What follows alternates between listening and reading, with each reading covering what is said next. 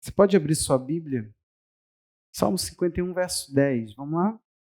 Está escrito assim. Texto bastante conhecido. Há um tempo atrás ele era muito dito numa canção. Não sei se você já ouviu aquela "Cria em mim, ó Deus", né? A oração de Davi diz assim: "Cria em mim, ó Deus, um coração puro e renova dentro de mim um espírito inabalável. Não me lances para fora da tua presença, nem me retires o teu Santo Espírito. Restitui-me a alegria da tua salvação e sustenta-me com o espírito voluntário." A ministração é a mesma da semana passada. Nós continuaremos a falar a respeito desse tema, o espírito voluntário. Queridos, eu nem vou me prender, nossa igreja ainda padece de um mal. Nós mantemos muito pouco a palavra viva. Sinceramente, algumas pessoas eu me questiono do que elas sobrevivem espiritualmente falando. A palavra do pastor, quando ela é enviada para a igreja, ela não tem o objetivo de informar. Você está buscando informação, você está na hora errada, você está no local errado, você muito mal entendido do que é a palavra. A palavra do pastor, ela vem para trazer profundidade na experiência com Deus.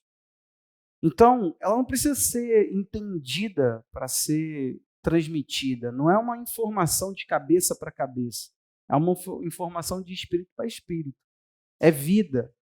É algo que deve ser buscado. Quando uma palavra é ministrada, você tem que ter um anseio de viver aquela realidade. Do contrário, você não está sendo ovelha de ninguém, muito menos minha. Do contrário, sua vida espiritual ela é baseada naquilo que passa, naquilo que não traz vida. Não tem outra palavra, que não traz vida. Quando a gente não caminha procurando ouvir Deus, e Deus está falando em todo culto que nós estamos presentes, e só Deus sabe o quanto que eu me dedico para que Ele fale, o quanto que eu me preocupo em escutá-lo, mais do que estudar a palavra. Eu teria meios para sentar e fazer uma boa informação para você, para não chamar de sermão. Então, querido, preste atenção. Eu me frustro muito quando eu começo uma série ou quando eu tenho que retomar um assunto e eu sei que talvez você nem saiba do que eu estou falando, o que essa verdade tem a nos dizer. Então, nós vamos tomar esse ponto de partida, que é o Salmo 51, e Deus vai falar conosco mais uma vez. Amém? Então o tema é esse, um espírito voluntário. Eu baseei esse tema na semana passada partindo de Êxodo 25, 1 a 9, Êxodo 35, 20 a 29, Êxodo 36, 1 a 7. E fiz um paralelo com Hebreus 3, do 1 ao 7. O que eu quis mostrar aqui? Quando Deus quis construir o local de habitação dele na terra, quando Deus quis fazer, você tem noção do que foi aquele empreendimento do tabernáculo no deserto e depois do templo de Salomão? Você tem noção? Você já pensou que Deus ele criou um modo dele estar entre os homens? E nós estamos falando, lembre-se sempre disso, de uma aliança anterior à nossa. A nova aliança em Jesus, essa aliança que Deus quer fazer, que Ele quer que você viva com Ele, é uma outra aliança diferente da do Antigo Testamento. Nós não renegamos a palavra do Antigo. Nós entendemos que nós agora, nessa nova aliança, nós podemos viver a essência daquilo que foi a aliança de Deus com o povo de Israel. Por quê? O povo de Israel foi o povo que Deus usou até trazer a redenção, o que Jesus veio fazer, que é comprar você de volta, que é tirar você do pecado. Agora, o que acontece nessa nova aliança que nós estamos? Agora nós podemos viver a realidade da palavra. Nós não estamos mais vivendo a sombra daquilo que for anunciado. Não é mais, agora é a realidade. Nós estamos pegando a realidade. Nós estamos provando aquilo que Deus mostrou por meio de símbolos, de rituais, de práticas. Agora nós estamos entrando na essência da coisa. Então o que isso tem a dizer para nós? Quando nós olhamos esses 3 versículos, aliás, essas 3 passagens de Êxodo, e depois traçamos um paralelo com Hebreus, o que eu quis mostrar a você? Mesmo numa aliança tão acusada de obrigatoriedade, que a lei obriga as pessoas a tal coisa, você tem essa ideia errada como se a lei ela não fosse boa, santa, como Paulo chamou ela. Mas o que acontece? Mesmo debaixo dessa acusação de que a lei é algo pesado, nós temos aqui Deus pedindo o seguinte: quando for construir uma casa para mim, um local onde eu vou habitar entre os homens, eu quero corações voluntários. Ele não pediu uma oferta que fosse obrigatória, pesada. E eu disse a você que os homens não estavam trazendo, por exemplo, madeira de acácia, eles estavam num deserto. Eles não iam num bosque e lá arrancava madeira, trabalhava madeira e trazia aqui, Moisés. Não, eles não trabalhavam e depois no final do mês eles falavam, vamos fazer as contas, vamos fazer aqui o nosso orçamento, eu espero que você tenha um. E eles não sentavam lá para fazer um orçamento e de repente eles viravam e falavam assim, sobrou um dinheiro, vou comprar de madeira de acácia para levar para o tabernáculo. Não, era madeira provavelmente da cabana deles. A Bíblia diz que eles tiravam anéis, pingentes, pulseiras, coisas de ouro, e trouxeram e falaram, está aqui. O bronze, qualquer tipo de vaso de bronze, toma aqui. Ou seja, eles se despojaram para levar a Moisés. Por quê? Porque entenderam o propósito. Entenderam, o que vai ser construído me beneficia mais do que eu lidar com essas coisas materiais agora. Eu posso pegar tudo isso que eu tenho. Escute, meu irmão, escute essa alegoria, que coisa maravilhosa. Eu posso pegar tudo que tenho que sou, eu posso tirar de mim, eu posso ter prejuízos, mas eu vou dar a Deus aquilo que é necessário para construir no meio de nós uma habitação para o Senhor. Você tem noção disso? Moisés chegou a falar para o povo, pare, por favor, pare de trazer, porque a Bíblia diz que tinha muito mais do que o suficiente. O negócio começou a ficar bom, as pessoas começaram a se mover, elas entenderam, Deus vai habitar ali, então deixa eu me mover por isso. Sabe o que acontece? Se Deus falasse para você assim, eu vou habitar numa casa, o que você arrancaria de você para isso acontecer? Sabe o que é frustrante? O paralelo de Hebreus, quando é paralelo que eu digo é a comparação. Aqui em Hebreus 3, a gente vai comparar Moisés construindo uma casa, mas Jesus construindo também uma casa. E a Bíblia diz assim, a casa somos nós. Sabe o que é um equívoco você pensar? Você justamente pensou, se Deus pudesse sair do céu e descer à terra, se você pensou isso, já começou a ter deficiências na sua salvação, porque Deus sim fez isso. Só que agora ele habita numa casa que somos nós, diz o texto. Moisés trabalhou fielmente para construir uma casa para Deus de pano, de madeira, de estruturas totalmente materiais. Agora, nós estamos sendo construídos para sermos a habitação do Senhor. E sabe o que me frustra? É ver a igreja tão pouco trabalhando pelo outro. Você é uma casa, meu irmão. Eu me desespero para que Deus habite em você e Ele faça uma arrumação boa na tua vida. É por isso que eu sobrevivo, é por isso que eu mantenho o ministério. Porque nós vamos entender hoje, o ministério não tem amor, gente. Eu descobri isso agora, porque levou um tempo. Você convive com pastores, você vê os pastores, você vê a situação, o meio pastoral, você olha assim, você fala assim, cara, essa coisa tem glamour. Mas quando você vai para a palavra e você começa a lidar com o dia a dia, você vê que não tem glamour. É mentira. A frustração vem daí. Alguns entendem logo que não estão ali para isso. E eu entendi. O meu problema é que as pessoas elas não querem. Elas não querem viver o evangelho. Deixa eu te explicar uma coisa aqui para você. Esse tema, um espírito voluntário, surge por isso. Porque eu não me engano com você. Você não quer Jesus. Pastor, você não me conhece. Eu preciso de Jesus. Por quê? Porque você está sofrendo. Tem pessoas que se dão melhor com um psicólogo do que com Jesus na vida delas. Não há em você uma prontidão de obediência. Não se engane. Você vai ouvir a mensagem toda. Mas eu quero começar dizendo para você o seguinte. Você não quer servir ninguém. A verdade é que você quer se servir. A verdade é que farinha pouca, meu pirão primeiro. A verdade é que você é extremamente apaixonado por suas paixões. Essa é o quadro espiritual de qualquer pessoa. A começar daqui até o final desse lugar e para não dizer toda a terra. Você entendeu? Você não quer Deus. Você não quer obedecer a Deus, nem da forma de Deus e nem da sua forma. Você não quer obedecer. Você não quer andar com Deus. O que está acontecendo e por que, então, iniciamos hoje no Salmo 51, que já foi por mim citado na semana passada? Porque, primeiro, o tema não é meu, o tema é da Bíblia. O tema é da oração de Davi. O que está acontecendo aqui? É um salmo de Davi. O que são salmos? Salmos são cânticos que falam da realidade de Deus com o homem. Algum momento, Davi compôs uma canção para falar alguma coisa para Deus. Algum momento, Davi compôs uma canção para mostrar a Deus a sua condição e, de alguma forma, orar a Deus. O Salmo, eles são livros de cânticos até hoje recitados pelo povo de Israel. É um livro de adoração, é um livro guia para você orar. E o que acontece aqui? Davi, em um certo momento, ele compreende que sua vida foi maculada, foi suja pelo pecado. Ele vê, você está aí comigo?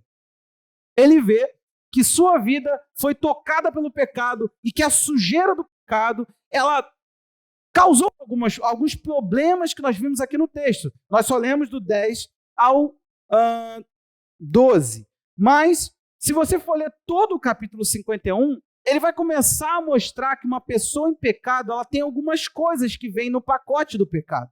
Não é simplesmente, ele não simplesmente fala, Deus, falhei aqui, como a gente fala, falhei, errei, estou fraco. Não, ele fala, eu pequei, é transgressão, eu preciso de ti, limpa-me. Ele entendeu que ele precisa de uma faxina porque ele estava sujo. Agora, o que acontece? Quando ele percebe a condição de pecado, ele fala, eu preciso de uma limpeza, e ele começa a buscar, Deus, a tua misericórdia. Então, ele começa a pedir, Deus, misericórdia e restauração. Restaura-me. Eu preciso ser levado novamente à condição que o Senhor espera que um homem esteja. Você está comigo?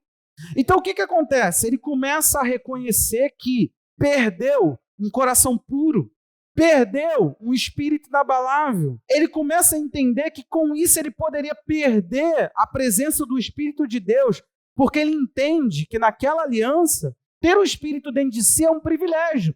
E ele reconhece, depois da besteira que fiz, depois do meu pecado que é justo que Deus me julgue. Você tem noção? Já pensou você ter uma consciência de pecado onde você olha para você? Essa é a consciência de pecado. Você olhe para você e você fale para Deus, Deus, o Senhor pode me levar para o inferno. É justo. Davi, ele fala isso no Salmo. É justo. Ele coloca que contra ti pequei, contra ti somente, e fiz o que era mal aos teus olhos, de maneira que será tido por justo no teu falar e puro no teu julgar. Ele falou, se o Senhor me condenar, eu entendo. Já pensou Deus pegando você? Agora nós estamos falando daqueles dias que todos nós enfrentaremos, que terá lá o fogo do juiz aberto, e Deus te lançando e você falando assim, é justo.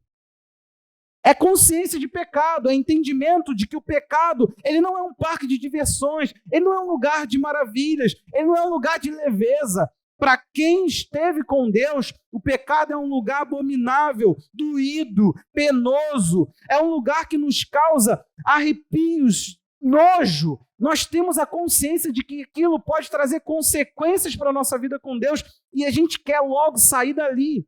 Por isso que ele vai orar. Faz algo novo agora, restaura-me. Eu quero de novo um coração puro, eu quero de novo um espírito inabalável, quero continuar na tua presença e eu quero a alegria da salvação e eu quero um espírito voluntário. Por que ele está orando isso?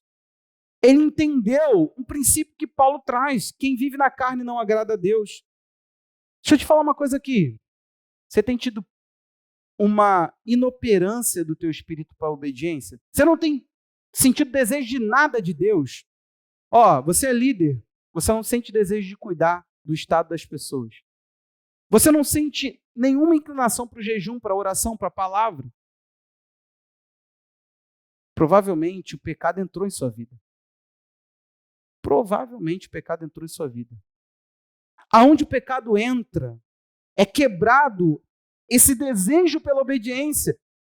É estabelecido uma rebelião contra Deus, uma repulsa. Culto passa a ser chato, não é por causa do ministério que está aqui na frente, porque o Espírito Santo, em tese, ou o que a Bíblia afirma, ou a gente vai ter que mudar a Bíblia, Ele mora em você.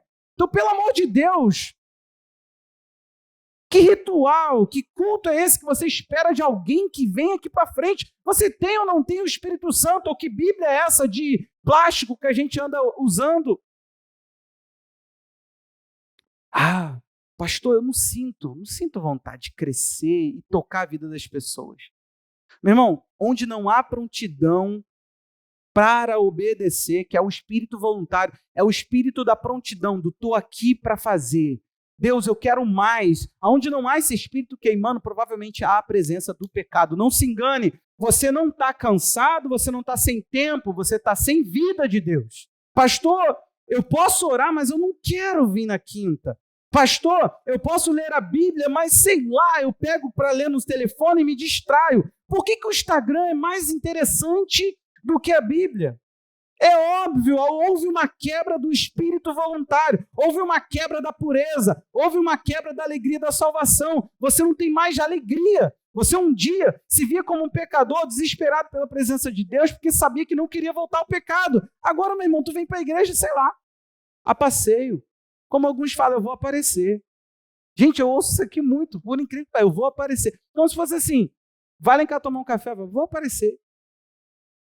Quando há uma quebra do espírito voluntário, meu irmão, há a presença de pecado. Isso precisa ficar no teu coração. Você não está voluntário para abrir uma casa de paz, você não está pronto para orar mais, você não está pronto para crescer, para procurar um discipulado, é porque o pecado está em sua vida. Há alguma preguiça tomando você, há alguma inoperância dentro de você. Davi entende que quando o pecado entrou, quebrou a alegria da salvação e quebrou. Ele não tem mais esse espírito, essa ação de Deus, porque ele disse, sustenta-me com o espírito voluntário. Ele está falando, eu quero continuar pronto para obedecer, eu quero continuar pronto para me dar mais. Meu irmão, alguma coisa está acontecendo entre nós e nós temos que abrir os olhos. Isso é de liderança à igreja. Nós temos uma mornidão, nós temos uma inoperância, um desejo de crescer zero, um desejo de sair da situação onde nós estamos zero, nulo.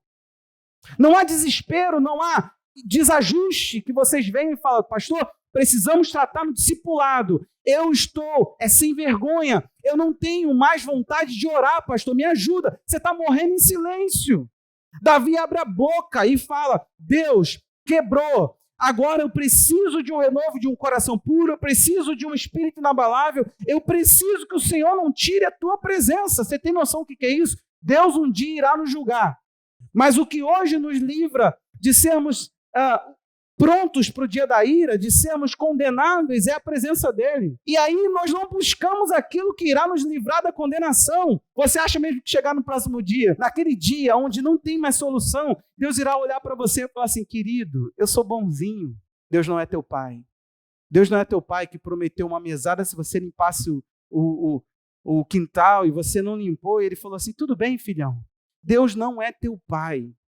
Deus não é nada desse tipo que você pensa. Então, não se engane, quem anda na carne não agrada a Deus, não pode. É uma sentença de Paulo. A carnalidade, ela vai sempre dar para o lado contrário da obediência. Ela vai estar sempre falando, se preserve, não se entregue, não faça mais. Para que isso tudo? Afinal, nós tivemos um evento aqui ontem. Para que ir à igreja no final de semana 2 vezes? Para que isso tudo? Estamos cansados. Segunda-feira tem mais. Meu irmão, nós precisamos entender que falta de prontidão para Deus, falta de desejo, falta de falar, Deus, eu estou aqui para obediência, eu estou aqui para me dar mais. Isso não é característica de igreja, não é característica de eu não creio. Se o evangelho é o evangelho, a minha prontidão precisa estar presente em mim. Eu preciso ter uma inclinação também para o Espírito. Agora que só a inclinação para a carne, nós começamos a julgar. Porque quem se inclina para lá,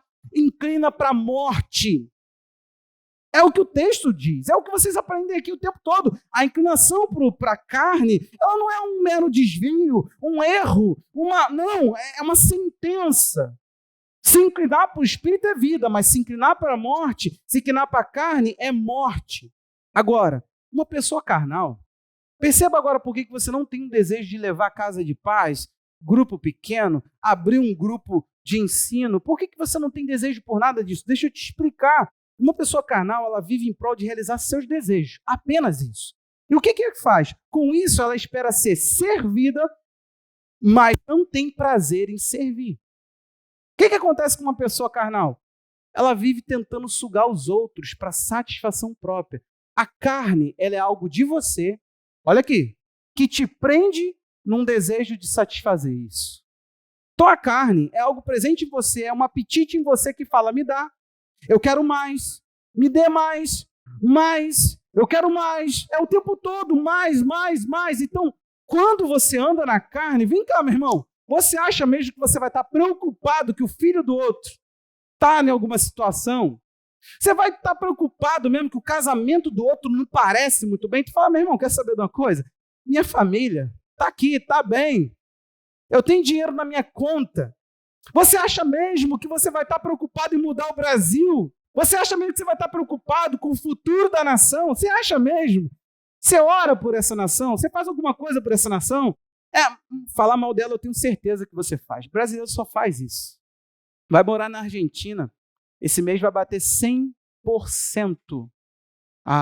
o nível da inflação. Notícia de hoje.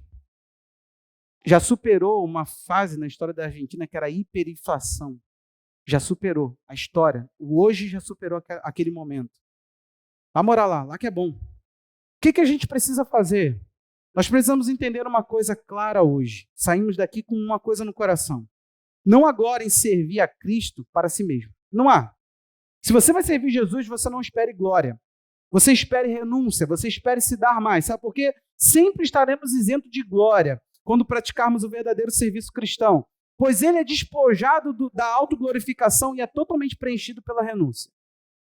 O serviço cristão, ele é algo que eu faço assim, eu deixo de mim, mas eu não tomo para mim. Não tem a ver comigo. Dom do Espírito não tem a ver comigo. Serviço ministerial não tem a ver comigo. Qualquer prática não tem a ver comigo. O que Jesus nos livrou lá em Mateus 6, vamos lembrar. Quando você praticar a tua oferta, não saiba a tua mão direita, a tua. Por quê? Ele está falando, cara, faz em secreto. Não tem a ver com você. Tem a ver com a necessidade. Você supriu, deixa aquilo em silêncio. O que acontecia? Se tinha uma ênfase muito grande na espiritualidade para o outro. Uma espiritualidade para chamar atenção, uma aparência. As pessoas lutam muito por aparência, gente. Sim ou não? A gente não faz isso. Você estava bonitão assim quando você estava lá na tua casa hoje. Passou o dia inteiro assim, arrumadinho, cheiroso, não foi? Quando você saiu de casa, você não esqueceu de escovar dente, de passar desodorante. Para que você não aparenta ao outro uma coisa que você fica desagradável.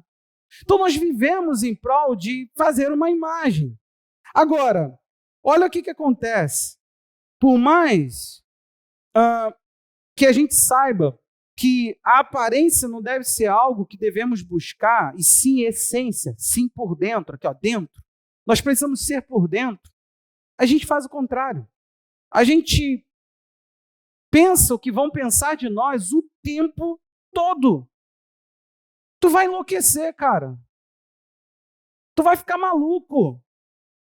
A tua vida vai ser uma ruína. Ninguém consegue fingir o tempo todo. Vai por mim.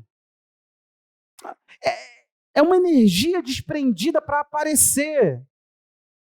Mostra a condição. O evangelho é transformação. Sem a condição exposta, não há transformação. Então o que acontece com as pessoas? Elas não querem, porque o evangelho ele mortifica você para você servir a Cristo. Ele te mata.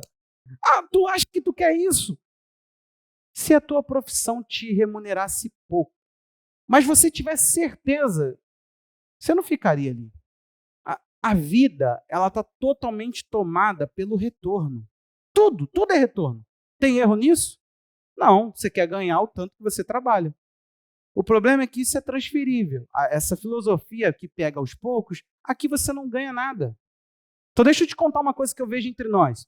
Tem uma mentalidade que ao trabalhar para a igreja, a gente não cansa, não pode cansar, não pode estender horário, não pode se dar um pouco mais, não pode cansar, não pode perder, não pode. Tem que ser com tempo contado, cronometrado. Peraí, deixa eu ver se eu dou conta. O que passou disso não dá para mim. A gente sempre teve aqui esse comportamento. O que me chama atenção é sempre os finais das coisas. É sempre as mesmas figuras que ficam. Você vai vendo assim, você fala assim, caraca, é sempre assim. Aí todo mundo vai dando tchau. Só que na minha carnalidade, eu também tenho que chegar em casa para botar meu filho para dormir, eu também quero te dar tchau. Só que geralmente eu recebo tchau. Aí eu fico pensando, eu falo assim, cara, estranho, né? Você está vendo que o outro está ali, e o outro também vai trabalhar, o outro também tem família, o outro também tem... Por que te dá o direito de falar tchau porque... Tchau porque... Sempre tem uma desculpa, uma coisa. Só que embaraçoso é você olhar para quem fica. Tu pensa assim, por que esse vai e esse fica? O que esse acha desse? É isso que eu queria entender. Por que esse tem que ficar e esse tem que ir? O que divide? O que determina? É renúncia. A gente não gosta. No seu trabalho, tu vai topar hora extra. Se tiver algum tipo de glória. Ó, uma promoção, um aumento salarial, alguma coisa que te faça, alguém fala, agora tu é sócio aqui, meu irmão, tu vai vender tua alma. Agora na igreja é voluntário. Não tem nobreza nisso. Afinal, olha o que Jesus ele fez. João 13, do 12 ao 16, Jesus ele pega, depois de ter lavado os pés, o que Jesus ele faz? Ele se veste e fala assim, vocês compreenderam o que eu fiz? Vocês me chamam de mestre, de senhor e fazem bem, porque eu sou. Ora, se eu, sendo senhor e mestre, lavei os pés de vocês, também vocês devem lavar os pés dos outros, porque eu lhes dei o exemplo para que, como eu fiz, vocês façam também. Agora, olha o que Jesus vai falar. Ouça, em verdade, lhe digo que o servo não é maior do que o seu senhor, nem o enviado é maior do que aquele que o enviou. Jesus está falando, se eu, numa posição de grandeza, eu sou mestre, eu sou senhor. Jesus coloca assim, eu sou grande, eu sou o que vocês me chamam, só que mesmo sendo quem eu sou, em vez de esperar que os meus pés sejam lavados, eu lavei os pés. Deixa eu te contar uma coisa. Sabe quem lavava os pés? Servos, escravos. Uma pessoa, quando ela era muito importante, ela era recepcionada numa casa. Lembra que Jesus ele fala para aquele leproso, dizendo assim, ó, eu entrei em tua casa, você não lavou meus pés. Essa mulher, ela lavou com as lágrimas e secou com o cabelo. Eu entrei aqui, você não fez isso. Jesus falou, eu sou seu convidado, você me colocou para dentro, mas você não cuidou de mim. Então, era um cuidado de honra. Era um cuidado para dizer, vamos lá, gente. Será que os discípulos não tinham mão para lavar os próprios pés? Fique tranquilo, gente, aí eu sei que alguns aqui, não vou lavar pé de ninguém hoje. As meias furadas, pode ficar leve. Mas, você entendeu a questão? Jesus falando, eu sou grande, mas eu sou um grande que me ponho como menor.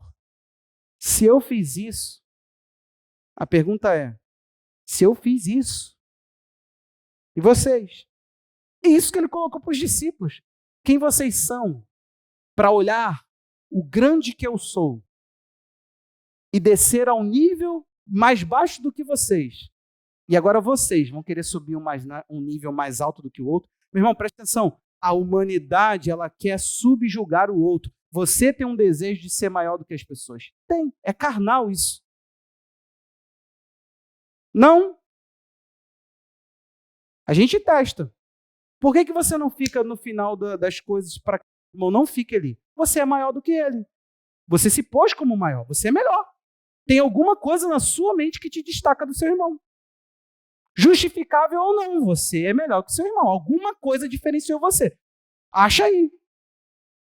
Algo te dignificou mais do que os que ficaram. Você é maior do que eles. Você sentou e falou, lava meu pé. Amanhã eu quero a igreja limpa. Você não foi o que lavou. Você foi o que falou, lave o meu pé. Estava comentando com a pastora.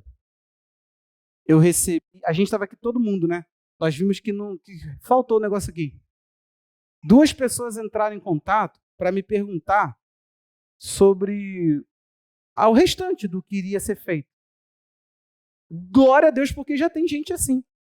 Agora, me assusta o fato de todo mundo sair. E no dia seguinte, a vontade que dá, às vezes, de não fazer. Só que a gente tem uma coisa também pro alto.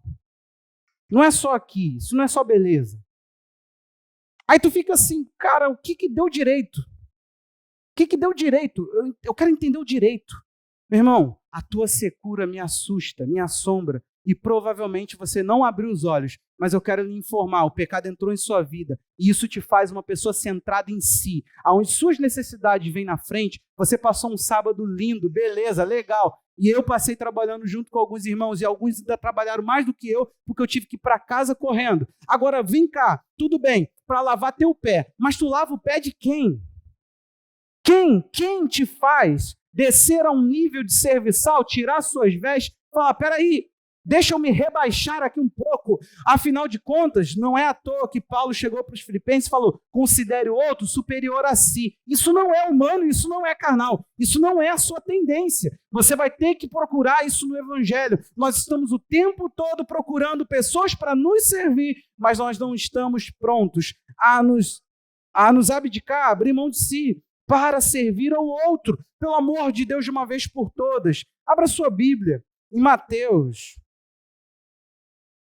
capítulo 20. Jesus percebe que os discípulos queriam uma 25, nós vamos ler no 25. Jesus percebe que os discípulos queriam ali uma posição de destaque no governo de Deus. Eles queriam ser maior, eles queriam estar numa posição onde tivesse Jesus, uma à direita e outra à esquerda. Tem noção que é isso? Eles falam assim, Jesus, tem algo em mim que me diz que eu posso sentar mais perto do Senhor do que os demais. Porque se vai ter 3 tronos, Jesus fala para eles que eles não sabem nem quem estão pedindo em outra passagem. Você não sabe nem quem está à minha destra. Aliás, à minha esquerda, porque ele estava à destra do Pai, né? Entendeu? Você não sabe nem o que vocês estão pedindo. Mas olha a questão, Jesus está sentado num trono. Aí eles queriam assim, eu quero uma posição aqui e outra aqui. Então, se ia ter um aqui, outro aqui, a gente fala assim, que os demais sentem onde quiser. Mas eu vou sentar à tua direita. Eles acharam ali isso. Eu posso ser o isentão, eu posso fingir que não é comigo, eu posso fazer vista grossa. Eu vou ser o cara que manda e outros vão ser mandados. Então, eu vou lá granjear esse lugarzinho para mim no reino de Deus. O problema está aqui. Pastor não lê isso, líder não lê isso, ninguém lê isso e a igreja muito menos lê isso. A gente já leu, vocês sabem que o Filho do Homem não veio para ser servido. Esse texto. Só que a gente não percebe o que está aqui. Igreja virou empresa. Se eu não subjugar alguns de vocês, não tem em vocês uma prontidão de obediência. Mas muitos de vocês já foram liderados em contextos perversos que não olharam esse texto nunca na vida e vocês eram pau mandado. Pau mandado. Olha o que diz o texto. Chamando Jesus para si, disse, vocês sabem que os governadores dos povos dominam e que os maiorais exercem autoridade sobre eles. Mas entre vocês não será assim. Pelo amor de Deus, que essa frase ecoe na tua cabeça. Entre vocês não será assim. Pelo contrário, vocês vão contrariar essa lógica humana de que um exerce autoridade sobre o outro. É sobre, está acima. Ele disse, quem quiser tornar-se grande entre vocês, se coloque como a serviço dos outros. E quem quiser ser o primeiro entre vocês, seja servo de vocês. Tal como o Filho do Homem, que não veio para ser servido, mas para servir e dar sua vida em resgate de muitos. Cara, nem Jesus teve essa grandeza tomada para si e nós queremos entrar em coisas que nos engrandeçam. Meu irmão, o mais modesto entre nós, o que não gosta de elogios, o que não isso, ele não está muito pronto a se rebaixar pelo outro. A gente não precisa de glória. É renúncia. Isso só vai ensinando a gente. Porque pastor safado que quer ser maioral sobre todos, ele ensina a igreja a ser governada por uma ideia de hierarquia. É por isso que tu não quer fazer nada aqui. Aqui tu só é importante se tiver um cargo. Meu irmão, por favor, isso, você errou demais essa igreja. Não sei que é esse outro líder que tu vê aqui falando enquanto eu falo. O diabo está soprando no teu ouvido, é ele que está pregando para você. Você ainda não entendeu que líder, para mim, é um servo, é alguém que está a serviço de construir um bem maior, de tocar as pessoas, de trazer vidas em resgate para Jesus. Quando é que a igreja vai trabalhar por isso, gente? Quando é que vocês vão parar de fazer grupo pequeno porque é agenda, porque é 15 em 15? Quando é? A gente percebe a liderança, a gente percebe que às vezes é penoso, mas você não pode se enganar. É penoso não é por causa da tua preguiça, é penoso por causa da sua falta de vida com Deus. É penoso porque provavelmente o pecado entrou em você e corrompeu um espírito correto com Deus. É penoso porque não tem pureza. A pureza, ela resgata o sentido. Ela olha para o outro e fala, como que eu posso fazer por ele? Aí, nós somos obrigados a fazer vista grossa. Sabe o que isso acontece, irmão? Aos poucos a gente vai morrendo por dentro. Quando você não tem uma igreja que te inspira, que te instiga, que fala, cara, é bom servir aqui. Não. Deixa eu te explicar o que aconteceu em Gálatas 5. A igreja que anda na carne, ela devora. Ela é canibal. Ela maltrata. Ela mata. A carnalidade em você mata o teu cônjuge, mata o teu casamento, mata os teus filhos, mata teus amigos, porque você passa a ser um usuário de pessoas. Você tem que entender uma coisa, não brinca com o pecado, pois ele não é teu parque de diversão. O pecado é um lugar que faz você pegar o outro e usar para seu bel prazer. Gente, pastor não pode usar gente como plataforma de vida. Vocês não podem usar um serviço de alguém com irresponsabilidade. Isso é desumano, isso é carnalidade. O fato da gente ser tão ruim, tão perverso, a ponto da gente devorar o outro, comer aquilo que o outro é, isso traz morte, isso não é cristão. Só que nós não nos importamos, não.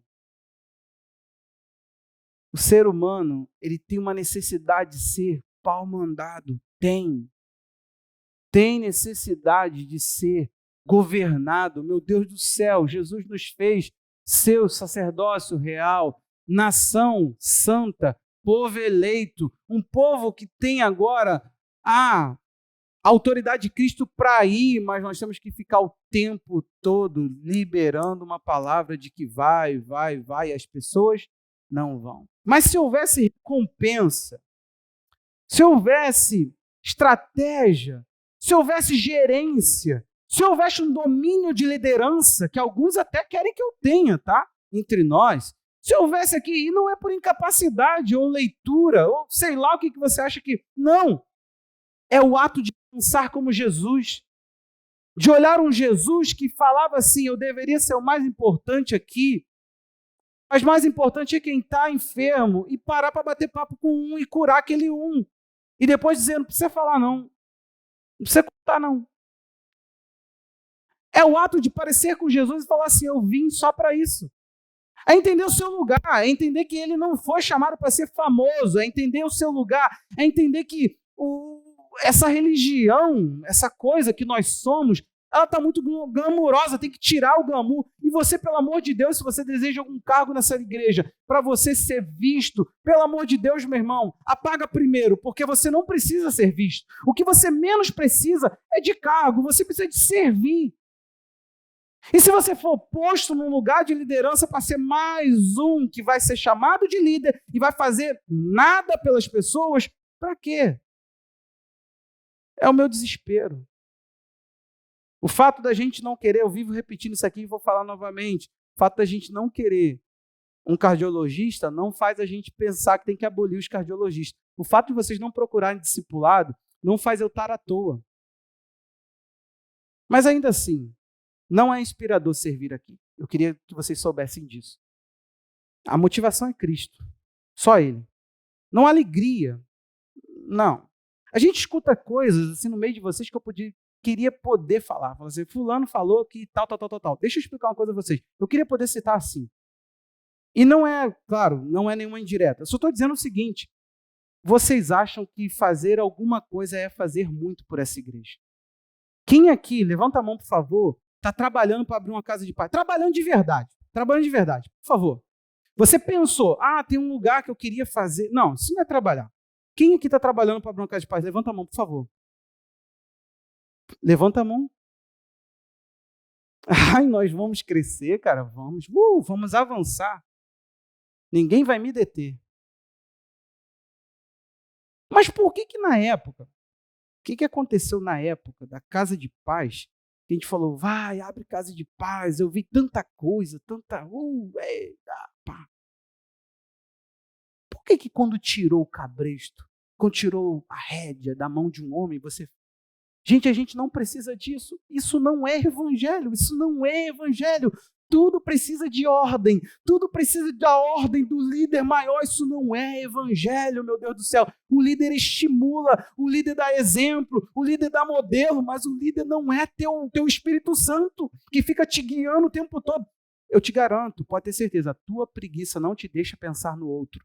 Você pensa, eu trabalho muito, não sei o quê, não sei o quê, não sei o quê. Gente, quando for para a eternidade, sério, não se engane, eu estou te dando um dado agora, você vai se frustrar comigo. Eu não creio que salvação e obras são coisas distintas, não creio. Eu creio que o salvo faz. Se não faz, não é salvo. Eu creio assim, bolinha, acabou, fechou, bolinha. O fato da gente não ter desejo pelo fazer, não nos põe com o erro de salvação, nos põe com a quebra do espírito voluntário. A gente precisa fazer a oração de Davi, a gente precisa falar, Deus, perdão. Eu não tenho nenhuma preocupação com a salvação das pessoas. Isso precisa ser confessado pela essa igreja. Enquanto você não entende essa sua transgressão, a gente não vai mudar. Você é um transgressor da lei de Deus.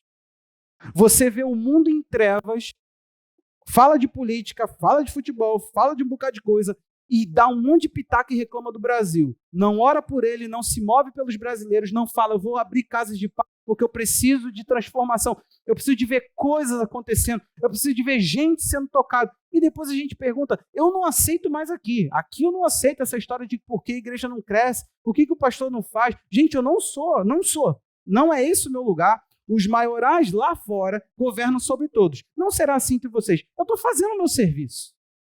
Não, eu não sou. A tropa não é espelho do comandante. Isso aí é coisa de quartel. É coisa de hierarquia. Aqui, o reino de Deus, por favor, olhe para o meu rosto, olhe para mim. Não será assim entre vós. Qual foi o lado que nós não entendemos assim? Não será assim. Não tem aqui não tem aqui tenente, não tem aqui sargento, não tem aqui cabo, não tem hierarquia.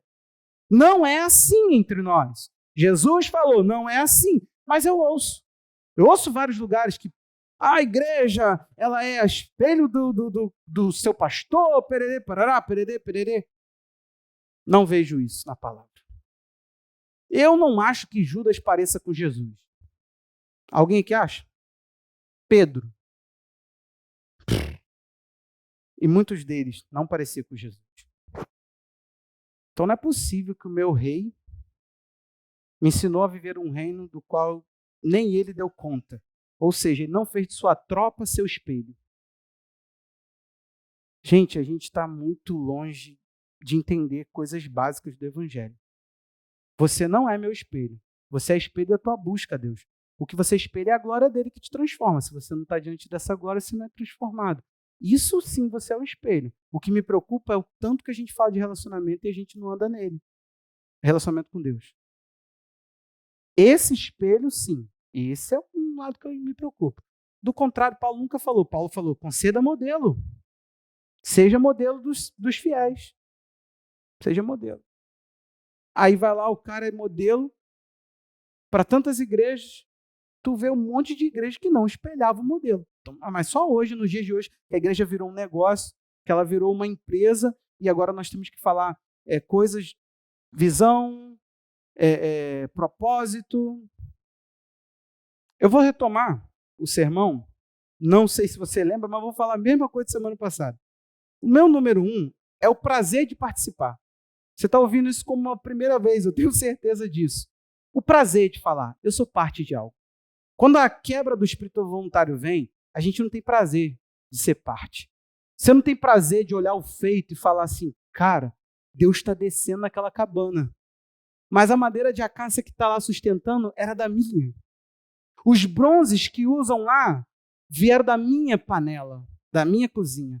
Lá tem o ouro que saiu do meu corpo. Eu tirei a beleza de mim, eu tirei tudo que tinha de valor e eu dei. Eu dei. lá tem o meu investimento, aquela casa ali que Deus está descendo, eu fiz. Eu sou parte. Pode ter sido um anel, mas o ouro, alguma gramatura de ouro que está lá, é minha. Você imaginou? Só que o que acontece? Quando a gente não está no espírito correto do evangelho, quando andamos em pecado, em carnalidade, essa quebra nos faz não ter prazer em participar. Nos faz não estar nem aí para aquilo que está sendo feito. Aliás, a gente pensa assim, o que está sendo executado? Por isso que a gente não se enganja. A gente não ora, a gente não vai para a casa de paz, a gente não chega e fala, pastor, por que discipulado? Você está sem ter o que fazer? O que é? O que você quer com isso? Pastor, então você quer investir na minha vida? Beleza. Então está valendo. Olha o que acontece. Eu não vou parar aqui e esperar, eu quero só que você ouça. Eu quero a sua concentração, coisa que pouco temos também durante a palavra. Filipenses 1, 6 e 7, texto conhecidíssimo. Paulo disse assim, eu estou certo que aquele que começou a boa obra em vocês há de completá-la até o dia de Cristo Jesus. Aliás, é justo que assim eu pense de todos vocês. Por que é justo?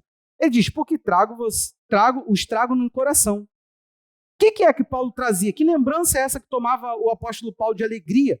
Ele diz assim, seja nas minhas algemas, seja na minha defesa e confirmação do evangelho, pois todos vocês são participantes dessa graça comigo. Paulo falou, quando eu estava passando um momento difícil, quando eu estava preso, quando eu estava sendo defendido, quando era para confirmar o evangelho, sabe o que esse povo tinha feito? Eles tinham tirado, meu irmão, de si, da sua miséria. É a tal da igreja da Macedônia que falamos na semana passada. O que eles fizeram? Eles falaram, eu que não deixo de fazer parte. Eu tiro de onde eu não tenho, eu faço o esforço que for, mas eu vou ser parte disso.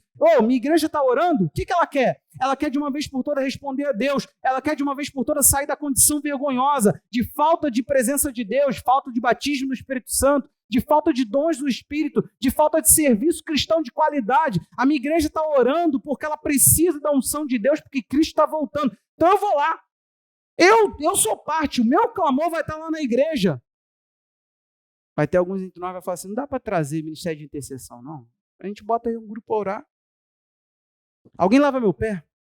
Aí, Filipenses 4, 14 e 15, Paulo diz assim, no entanto, vocês fizeram bem, associando comigo nas minhas aflições. E como vocês, Filipenses, sabem muito bem que no início da pregação, quando parti da Macedônia, nenhuma igreja se associou comigo na questão de dar e receber, exceto vocês somente.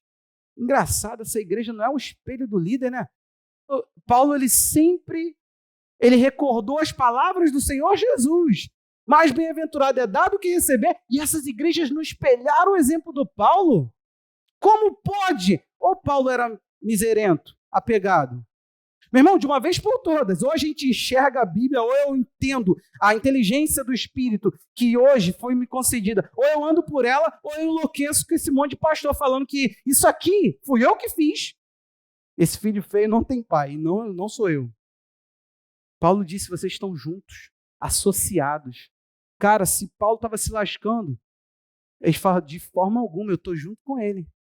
Ele me abençoa, ele levou o evangelho para mim.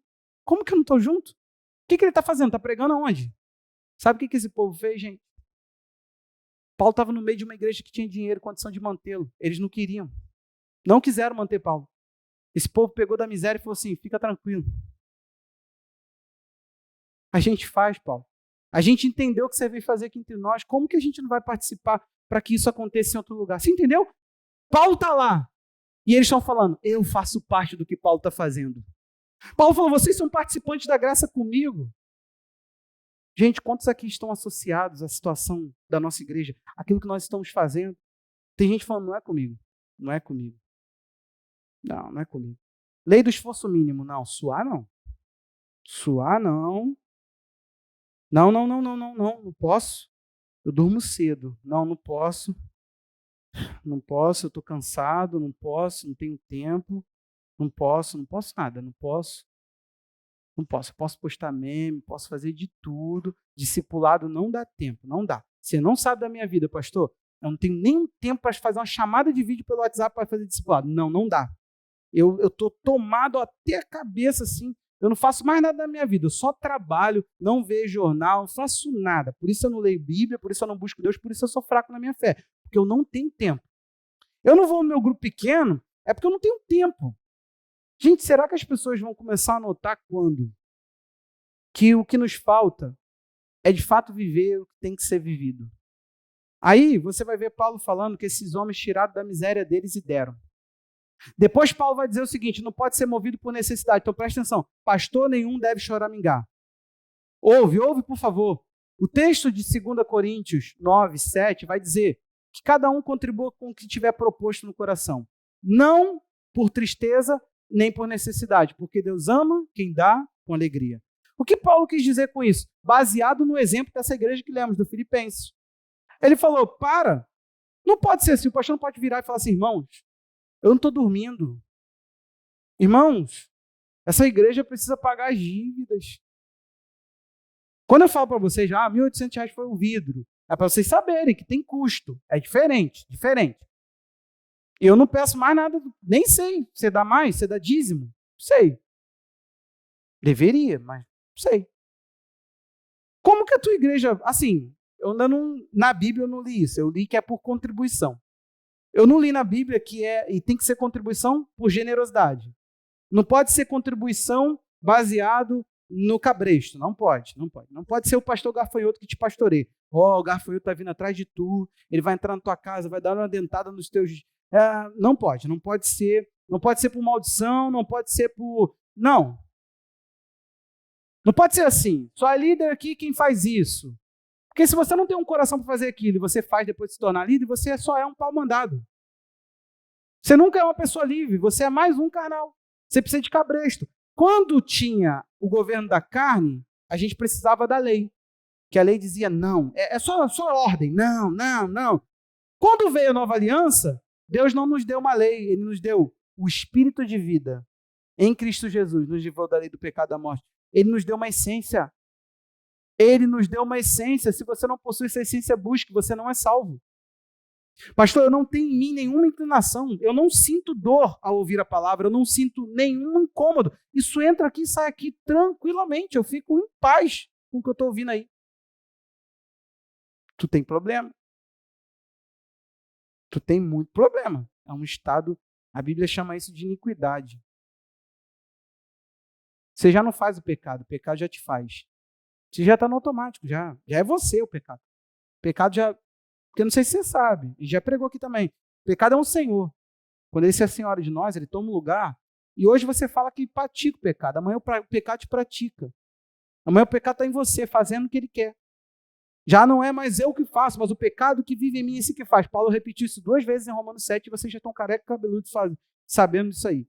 O que a gente precisa de uma vez por todas entender? Quando há a quebra do espírito voluntário, você não tem mais alegria em participar. Você fala, não é comigo. Um cara hoje me encontrou e falou assim para mim, caraca, eu vi, não sei quem postou aí no Instagram, aí a pessoa viu a foto. Caraca, eu vi a foto da igreja, tá linda. As pessoas se encantam com uma parede coberta. Pô, isso para mim nada é. Ela poderia estar revestida de textura, que eu amo. De, sei lá, placas de gesso.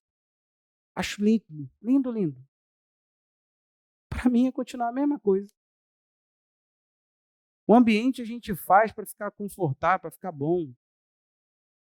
Mas o que me interessa é as pessoas que frequentam a igreja. Eu estou me importando com a condição espiritual que você está e que a gente fala. Gente, depois disso aqui vai ter alguém que vai chegar no final e falar assim, vamos marcar discipulado. Eu estou cansado de ouvir isso. Cansado. Eu começo a pensar que a gente precisa começar a falar de salvação. E a gente precisa começar a entender porque a gente perdeu a alegria dela. E porque a gente perdeu o espírito que ela traz, que é um espírito pronto para obedecer. Na verdade, pode ter entre nós pessoas que estão com carteirinha disso ou daquilo e estão indo direto para a condenação eterna. E a gente fica dando guarita, porque a pregação poderia ser louvável, poderia ser exultante. Nós estamos muito bem. Ontem teve uma pessoa que visitou a igreja e veio falar assim, cara, quando foi que vocês se despertaram? Eu gostei muito da igreja. O que foi teu despertamento para vocês sair disso? Eu fiquei assim, caramba, as pessoas notam. Acho que nós estamos... Gente, é sério, há uma cegueira entre nós. A gente não consegue enxergar a nossa própria situação. Há uma cegueira coletiva. Vocês não se desesperam por mudar. Vocês continuam. Vocês continuam. Cara, eu queria acreditar que todos aqueles cursos que nós ouvimos aqui ontem, testemunho eu gosto de ouvir. Mas depois eu choquei o conteúdo, eu comecei a pensar nos testemunhos, porque eu lembro, eu vou lembrando. E eu fico assim, o que foi feito? O que foi ajustado? Cara, isso foi dito. Isso foi. Esse é o curso que a pessoa testemunhou. Mas como isso atingiu essa pessoa? Aí falta. Aí tu começa a pensar, tu fala assim, caramba, acho que passa que o meu professor falava, passamos pelo curso, mas o curso não passa por nós. Quando a gente tem a quebra desse espírito voluntário, a gente passa a ser consumidor em vez de ofertante. O que acontece? Paulo deu uma orientação para os Tessalonicenses, 2 Tessalonicenses 3, verso 6. Ele deu uma ordenança. O que estava acontecendo ali? Pessoas estavam vivendo de forma estranha, esquisita, pesada. Ele diz assim, irmãos, em nome do Senhor Jesus Cristo, ordenamos a vocês que se afastem de todo irmão. Interessante. Se afaste. Coisa radical, hein? Não ande perto dessa pessoa. Todo irmão que vive de forma desordenada. O que ele chama de desordenada? Não segundo a tradição que vocês receberam de nós. Porque vocês mesmos sabem como devem nos imitar, visto que nunca vivemos de forma desordenada quando estivemos entre vocês. Nem jamais comemos pão à custa dos outros. Pelo contrário, trabalhamos com esforço e fadiga, noite e dia, a fim de não sermos pesados a nenhum de vocês. Não tivemos o direito de receber algo, mas porque tínhamos em vista apresentar a nós mesmos como exemplo para que vocês nos imitassem. Porque quando ainda estávamos com vocês, ordenamos isto: se alguém não quer trabalhar, também não coma. Pois, de fato, ouvimos que há entre vocês algumas pessoas que vivem de forma desordenada, não trabalham, mas se intrometem na vida dos outros. A essas pessoas determinamos e exortamos no Senhor Jesus Cristo que, trabalhando tranquilamente, comam seu próprio pão. Quanto a vocês, irmãos, não se cansem de fazer o bem. Caso alguém não obedeça essa palavra dada por esta carta, vejam de quem se trata e não se associem com ele, para que fique envergonhado. Contudo, não o tratem como inimigo, mas o admoestem como irmão. Interessante que Paulo ele está o tempo todo falando do amor do evangelho. Ele não se dá ao luxo aqui, mesmo corrigindo alguém que andava de forma desordenada, não segundo a tradição, ele não se dá ao luxo de dizer, sim, ignora essa pessoa e falar, escurrace ela. Não, ele fala, trate com amor. Porém, saiba de uma coisa, não ande próximo a ela. O que acontecia com essas pessoas? Eles estavam consumindo da igreja, mas não estavam dando para a igreja. Nós não vamos ter tempo para falar sobre tudo isso. Nós vamos ter tempo para falar aqui de tudo que eu preciso falar nesse tópico, consumidor ou ofertante. Mas a gente precisa entender uma coisa. O evangelho, no espírito correto, ele não gera pessoas que são consumidores. Ele não gera. Não gera pessoas que falam assim, pô, me dá. Eu estou aqui para você me servir, eu estou aqui para isso. O que você tem para mim? Ele sempre está falando o que eu posso fazer. O conselho de Paulo é completo. Efésios 4, 28, ele diz assim, quem roubava, não roube mais. Antes, faça com a mão aquilo que é justo, para que tenha para si e para socorrer o necessitado. Então perceba, as ações de um cristão, depois é que ele passe a ter para partilhar, não ter do outro. Então Paulo ele tem uma mentalidade, esse irmão que está desordenado, ele poderia estar contribuindo com o necessitado, mas no lugar disso ele está no lugar de preguiça, de consumista, ele consome, mas ele não dá. Então ele é um peso morto, não deixa essa pessoa no meio de vocês, ele está usando vocês. Mas não trata ele mal, não. Então a gente precisa se atentar para isso. O conselho de Paulo, em 1 Timóteo 5, de 3 a 15, o que é? Paulo está orientando que viúvas deveriam participar da lista. Ele chama de lista de viúva. E Paulo disse, primeiro, as novas, não, porque elas podem dizer que elas vão ficar para Jesus e para serviço. Olha só, as novas deveriam se dedicar ao serviço da igreja. E depois elas podem simplesmente usufruir daquele lugar que serviria a outra viúva, e o que ela está fazendo? Ela está ali, de repente, quando ela vai ver uma possibilidade de casamento, ela abandona o serviço que estava fazendo e vai servir seu marido. Ele falou, então não ponha essas. Outra, se ela tem uma família que pode sustentá-la, por que ela vai entrar na lista de viúva? Viúva é alguém desprovida, então que a família cuide, para que não seja pesada a igreja. Aí ele diz que ponha as que forem, honre, ele manda honrar as viúvas que são de fato viúvas. Sabe quem que são? São pessoas que ele diz, cuidaram dos santos, criaram filhos. Ou seja, não eram consumidoras da igreja, eram ajudantes da igreja. Essas pessoas fizeram, então sustente elas, cuide delas, porque elas não são consumidoras, elas são ofertantes, elas ofertaram, elas deram. Agora vamos lá, se uma preguiçosa está no meio aqui da lista e ela entrou nesse lugar, ela está ocupando o lugar de alguém que precisa de fato. Agora eu te falo, meu irmão, aplicando isso na nossa realidade. Se nós somos simplesmente consumistas, nós somos consumidores, o que a gente precisa entender? Cara, eu estou aqui, eu uso da igreja, mas eu não me dou por ela. Meu dízimo ela não tem, minha oferta ela não tem, minha oração ela não tem, meu serviço ela não tem. O que te faz um membro da igreja, então? E não vem distorcer. Estou falando que dá dinheiro, então eu só não dou dinheiro. Não, vem distorcer, você entendeu bem. O que é você no meio da igreja? Além de uma cadeira ocupada. Eu acho que a tua importância vai além. E Paulo diz o que é uma pessoa importante, ele diz é uma pessoa ativa, doada, entregue, é uma pessoa que lavou os pés dos santos. As viúvas, e Paulo falou assim, se ela cuidou dos santos, essa deve ser cuidada. Se ela não cuidou dos santos, não ponha ela na lista de pessoas honradas. Nós precisamos mudar a nossa cultura, você entendeu? Nós precisamos mudar a nossa cultura. Nós precisamos rever o nosso evangelho. O evangelho não foi feito para consumidores. Outra coisa, e caminhando aqui para o fim, nós precisamos ser compadecidos. É uma atitude que Jesus ele tinha, Marcos 1, do 40 ao 45, e Lucas 7, do 11 ao 15. Aí eu te pergunto, qual é o nível do seu compromisso com a fé do seu irmão? Sabe por quê? Nós podemos olhar as coisas, nós podemos ver, aquela ferida está ali, mas nada me move a curar aquilo.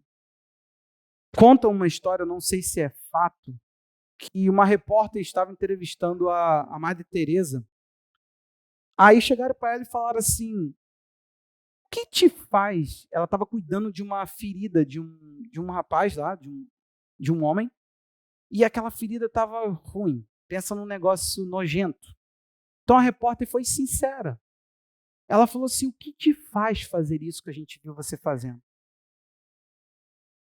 Aí a repórter disparou. Ela falou assim, nem por dinheiro do mundo eu faria isso. A Madre Teresa respondeu, nem eu. Não sei se você entendeu a moral da questão. Ela está falando, não é dinheiro. Porque se fosse dinheiro, dinheiro não me moveria. Gente, o dinheiro te move. Eu não tenho dúvida. Eu conheço vocês. Sei que vocês trabalham, alguns trabalham bastante. Isso aí eu sei que te move. Mas só dinheiro te move? Provavelmente você nunca vai ser um cristão genuíno, servo de Cristo. Porque se o dinheiro te move, te motiva, te alegra, te faz levantar até sem vontade de levantar amanhã, quando o despertador despertar, mas nenhuma outra força te faz servir a Deus com a mesma intensidade, e quando eu me refiro a serviço aqui, estou me referindo ao serviço cristão. Hoje nós não estamos falando de servir a Deus com o meu trabalho. Não vem para cá com essa.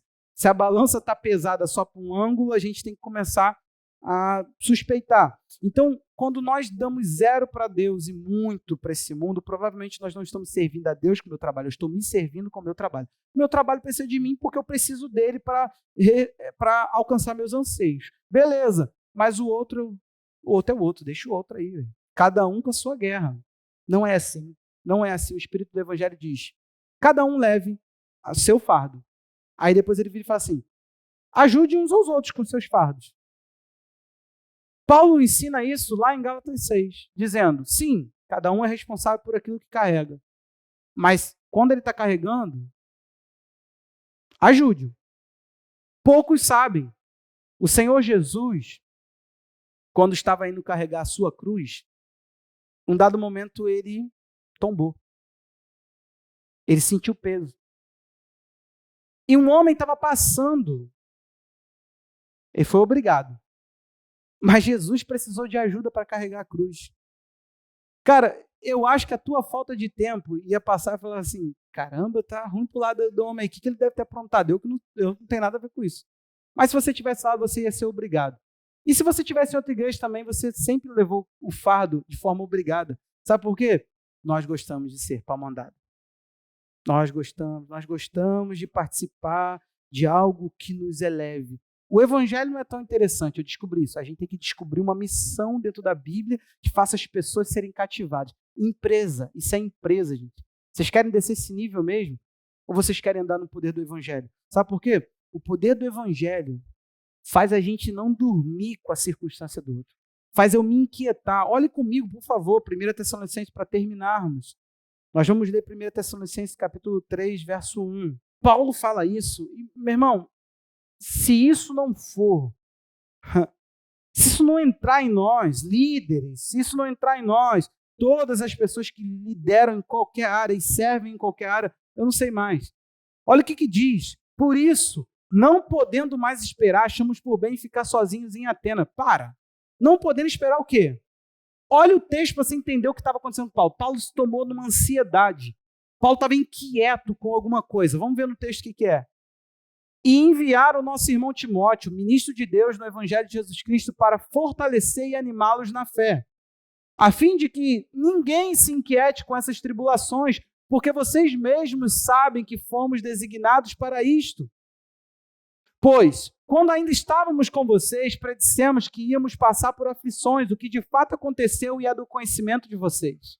Foi por isso que, já não me sendo possível continuar esperando, mandei perguntar a respeito da fé que vocês têm, temendo que vocês fossem provados pelo tentador e que o nosso trabalho se tornasse inútil.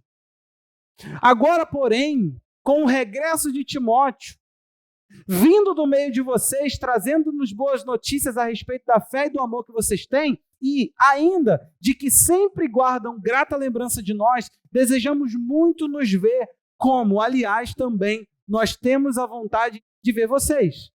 Sim, irmãos, por isso ficamos animados a respeito de vocês pela fé que vocês têm, apesar de toda necessidade e tribulação. Porque agora vivemos, se vocês estão firmes no Senhor, pois que ação de graças podemos render a Deus no que se refere a vocês, por toda a alegria com que nos regozijamos por causa de vocês diante do nosso Deus. Ele está falando o seguinte, a igreja estava passando uma situação, isso chegou aos ouvidos de Paulo. Paulo estava em Atenas inquieto, pensando como é que eles estão nessa situação. Eles estão se perdendo? Eles estão firmes? Eles estão bem? Será que deu tudo certo? Será que... Paulo está inquieto, ele falou, não era possível mais. Então eu falei, eu vou ficar sem ninguém aqui para me ajudar, eu vou ficar sozinho aqui. Gente, ele precisava de ajuda, de auxílio na sua missão, mas ele falou, tudo bem, eu abro mão de me servir nesse momento e eu preciso que Timóteo vá até lá. Quando Timóteo voltou, aí sim, eu fiquei tão feliz que eu nem sei porque eu agradeço. É isso que ele está falando no último verso. Eu não sei nem por que eu agradeço a respeito de vocês. Aí ele diz, mas se agora vocês estão bem, eu vivo. Gente, que nível de evangelho é esse? Que o estado do outro faz eu perder a minha calma em dizer, eu só estarei bem quando o meu outro estiver bem.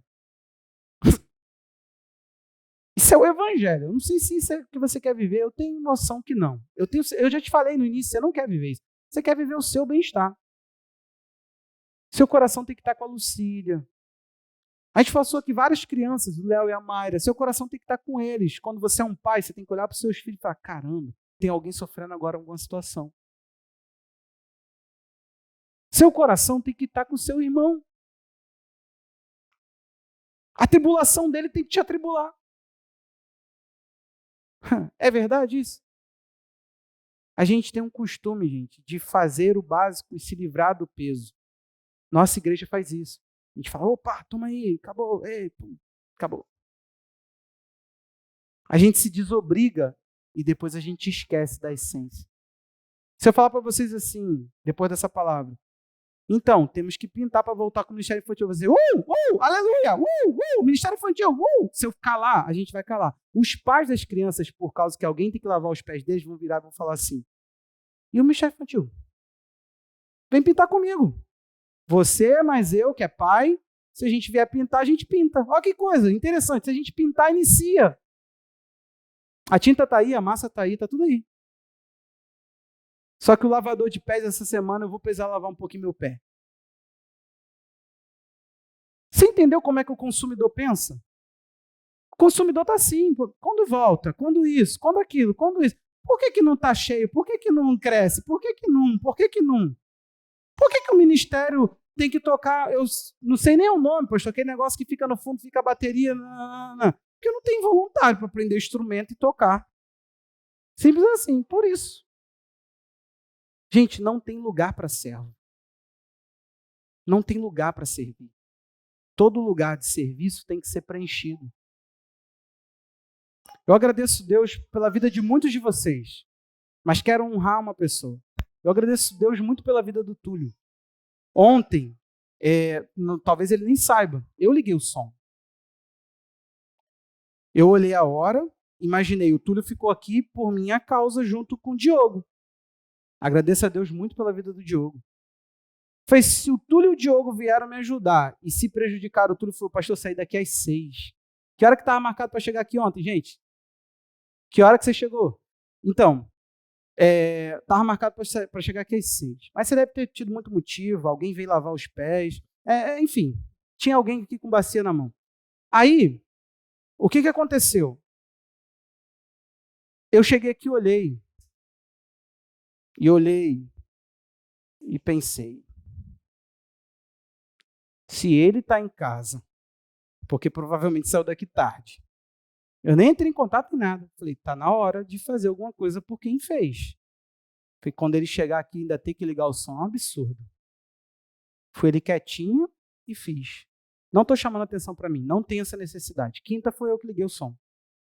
Não tenho essa necessidade. Eu não tenho essa necessidade. De coração, não tenho. Eu estou te contando para você entender que servo não tem lugar. Sim, pastor, varre chão. Sim. Tiver que varrer, sim. Aí tem que tomar cuidado com aquilo que o pastor faz e no lugar que ele está ali ocupando, atrapalha o lugar dele. Isso aí é preocupante. Em vez de eu estar orando, eu estar pintando. Isso é muito preocupante. Você deveria estar inquieto com isso. Agora, por uma questão de essência, de eu não me rebaixar,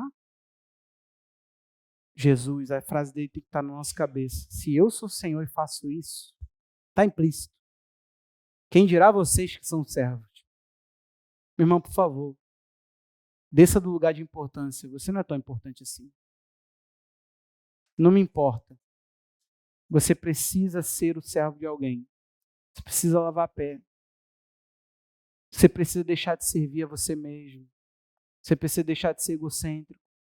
Você é carnal. E sim, isso tudo vai te levar a uma condenação eterna. Do contrário, tem outras formas de ver o evangelho. Errada, mas tem.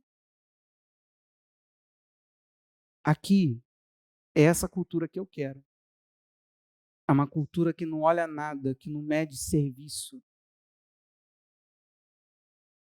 A gente não precisa, gente, do aplauso de ninguém, não precisamos da trombeta de ninguém, não precisamos disso. Mas a gente tem que começar a ter mais pessoas assim. Não dá para você medir, você tem que querer dar mais de si, cara, para esse mundo. Você precisa querer dar mais de si para esse mundo. O fato de nós sermos tão pau-mandado faz a gente querer um governo assistencialista. Não, o meu país, eu sirvo ele, eu não preciso do governo. O governo é uma das coisas, não é a mais importante.